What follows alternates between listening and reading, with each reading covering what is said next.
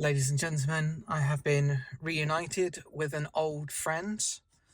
Uh, I sold this guitar a long time ago, and I've actually bought it back from the person I sold it to.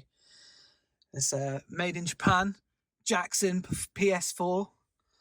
It was one of my first guitars that I had. It's an absolute rocket, it really was, but it needs a bit of TLC now. But yeah, I'm glad I bought it back because I've been thinking a lot about old guitars that I had and ones I wish I never got rid of, and this PS4 was awesome.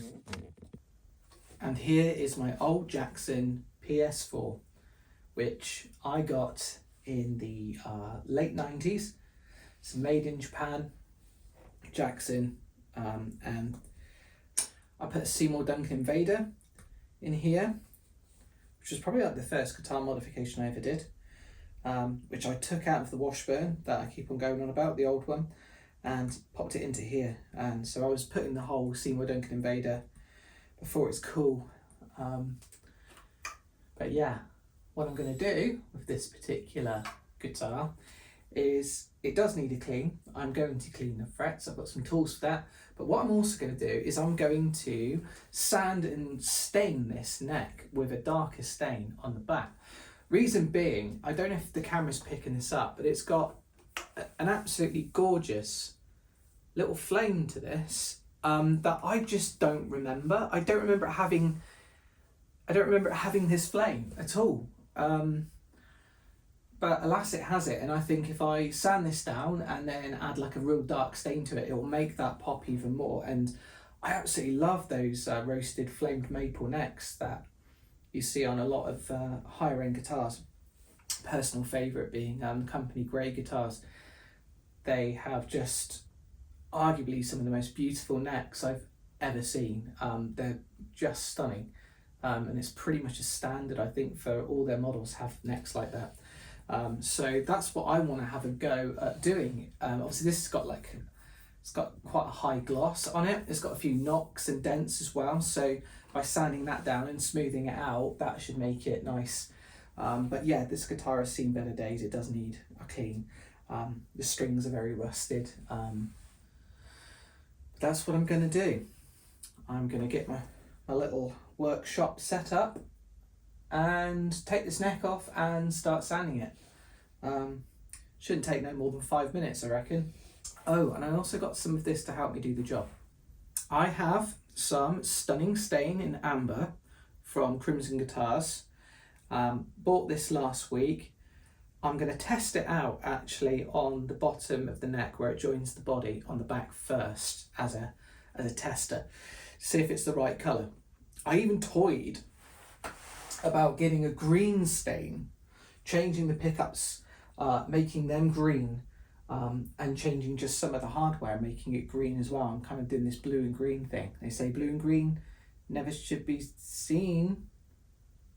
That's right, isn't it? Is it blue and green? I don't know.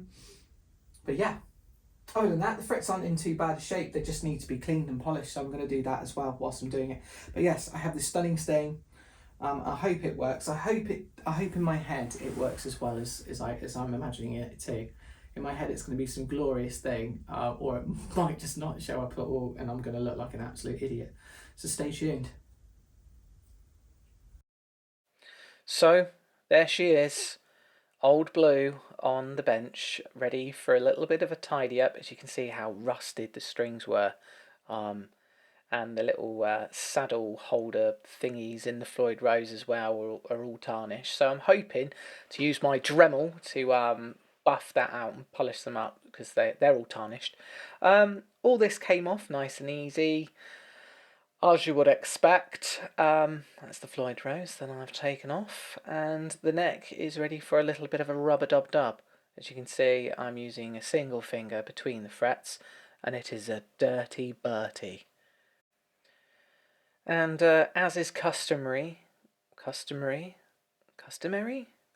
with every time I remove a neck from a guitar and that little back plate there just slipping off, I always love to give the just a little rub, a lovely little rub there.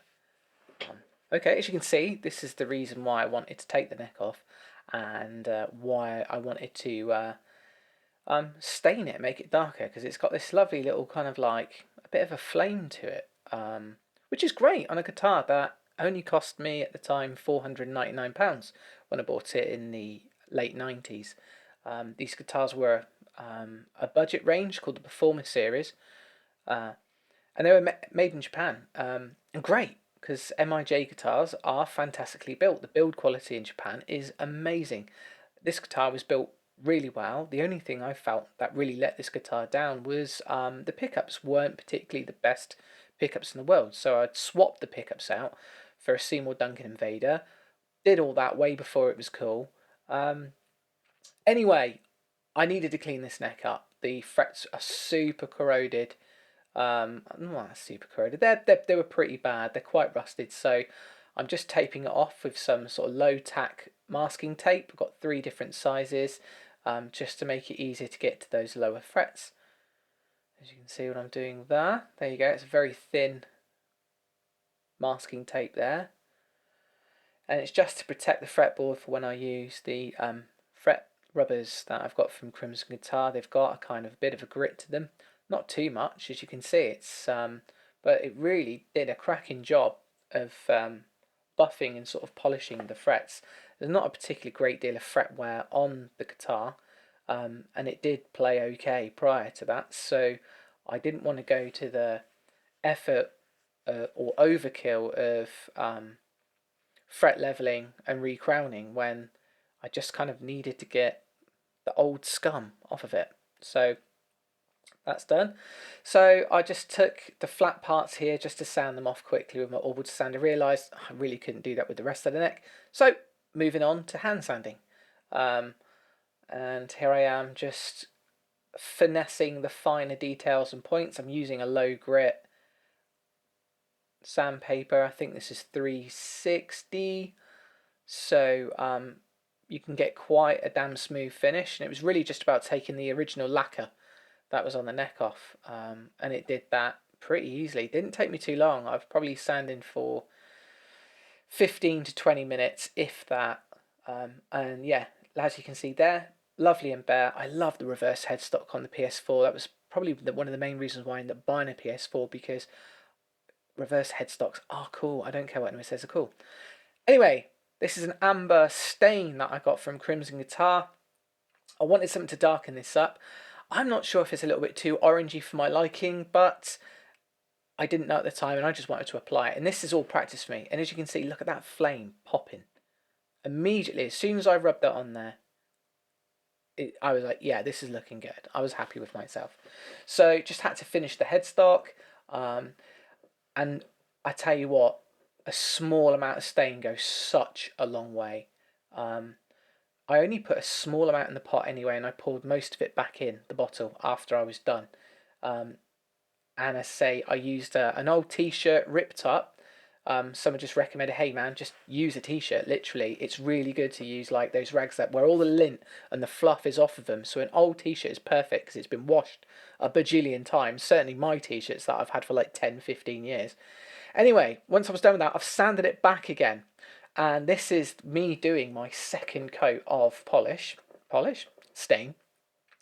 And yeah, this time I didn't pour as much in, as you'll see. Such a tiny amount.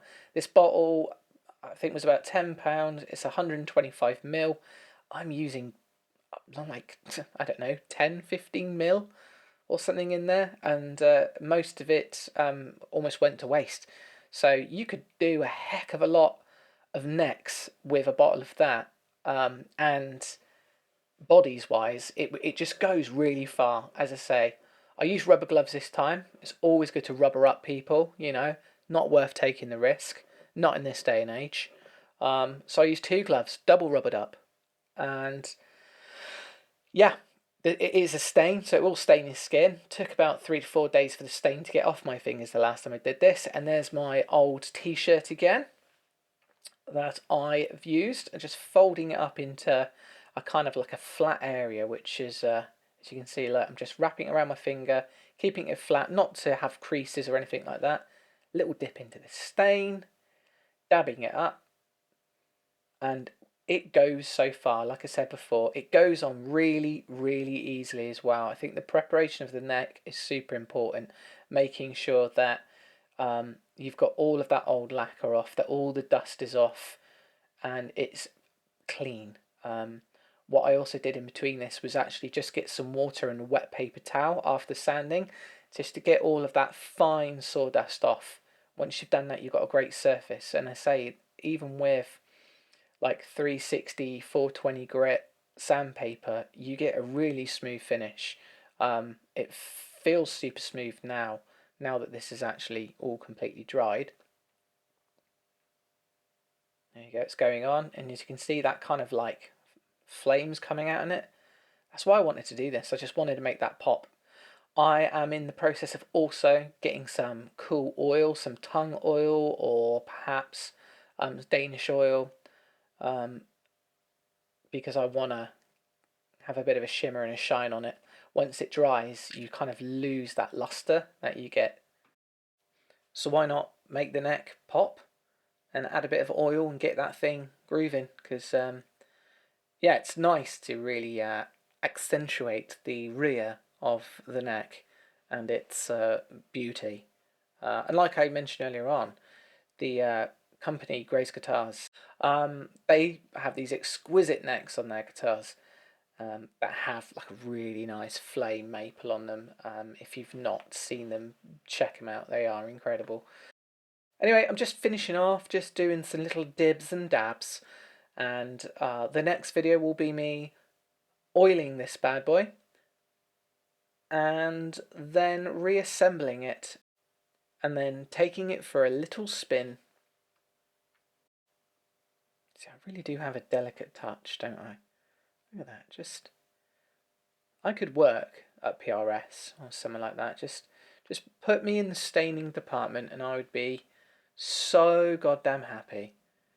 Honestly, staining is probably the most therapeutic, wonderful experience I've ever had.